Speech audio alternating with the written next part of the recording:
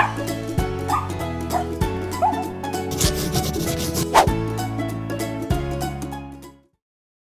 friends, this is Caitlin and welcome back to the Possum Stamps channel. Today we are making a super fun coffee loving card since Possum Stamps is one of the super sponsors for this spring and summer 2022 coffee blog hop. So make sure you go over to the blog to check that out and participate in the hop. It's going to be super fun. So today I am using these Coffee Besties and the Oopsy Daisy stamp set to create my own fun, bright and cheery, springy, summery coffee card.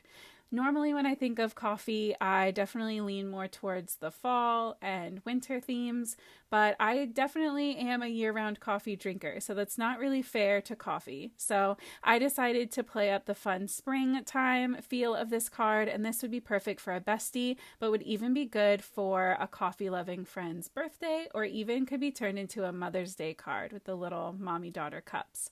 So I started out by stamping the Our Friendship is Always in Bloom sentiment from the Oopsy Daisy Set for the inside of my card. And now I'm going in to start coloring in my coffee cups. So I am using some E40 markers to go in and shade that little cardboard cozy around my coffee cup, and I'm just keeping the coloring on this pretty simple. I do all of my coloring twice, so I did cut out most of the second round. You saw when I stamped in my images, I then just flipped my paper upside down basically and stamped them again, so I have two of everything. I definitely ended up with some extra flowers, but in reality, who couldn't use some extra colored flowers laying around? You know what I mean? It's if you're gonna have extra of something, I think that's a pretty good thing to have backups of. To play up the springy and girly feel of this card, I decided to use a pink, yellow, and green color scheme to go with those kind of craft cardboard neutral tones. And I thought that those would play really well with these kind of darker brown coffee colors while still keeping everything nice and bright.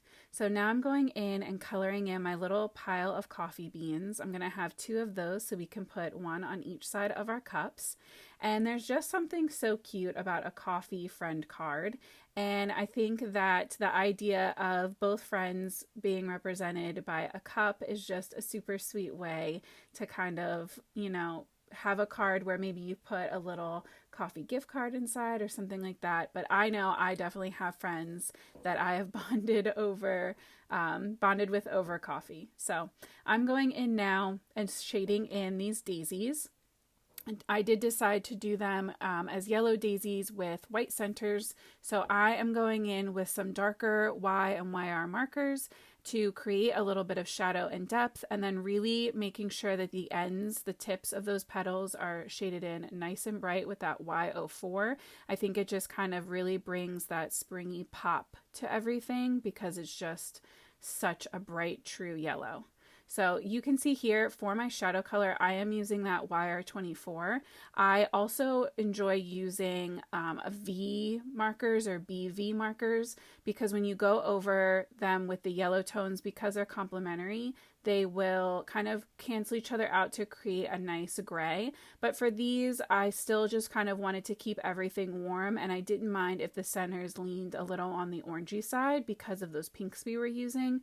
So definitely feel like experimenting with your colors and what you're using for your shadows is really fun. So I don't want you to feel like if you see one person use a purple, you have to use a purple every time.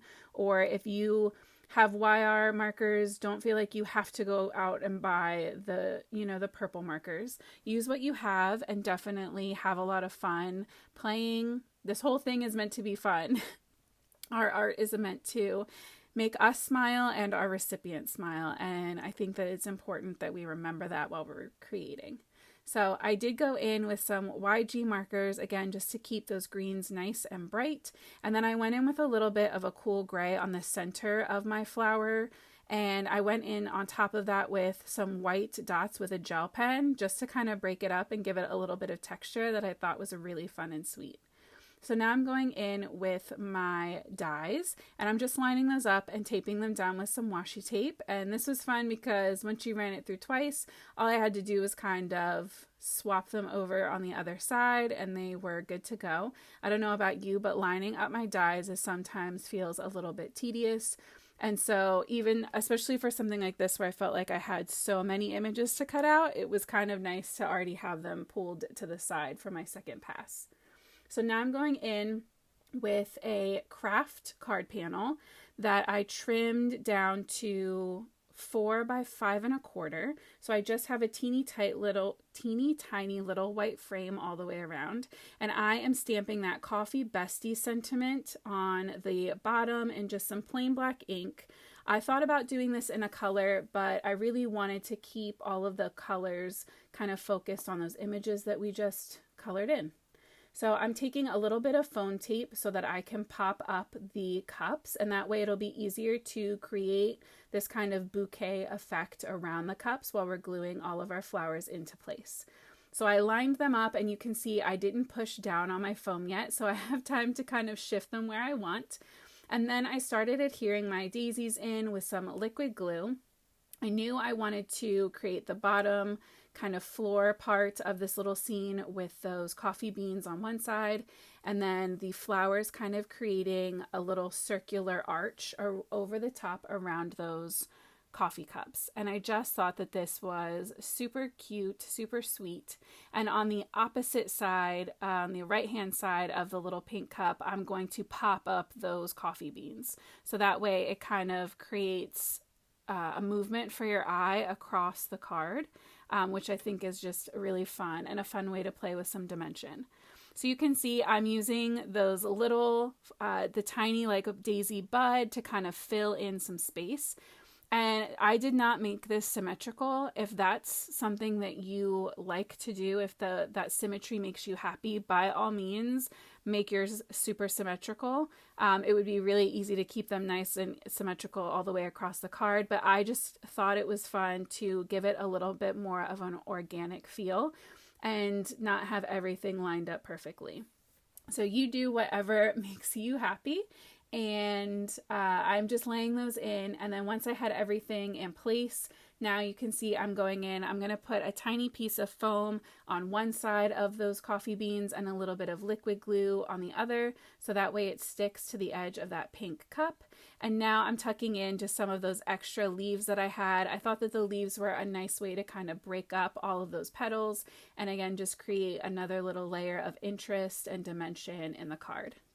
I'll be sure to leave a full list of all the products I used today down in that description box for you, as well as a link to that blog post so that you can hop along on this super cool coffee blog hop. I just think that this one is made for us. So the last step for this card was to add some sparkle, and you could see I was a little torn between Dreamy Days, Hello Sunshine, and the Captivating Cactus, but in the end I decided that with how much yellow and pink was already on the card, that we should represent a little more green. And so I did pull in that Captivating Cactus mix, and I added some sparkles all the way around.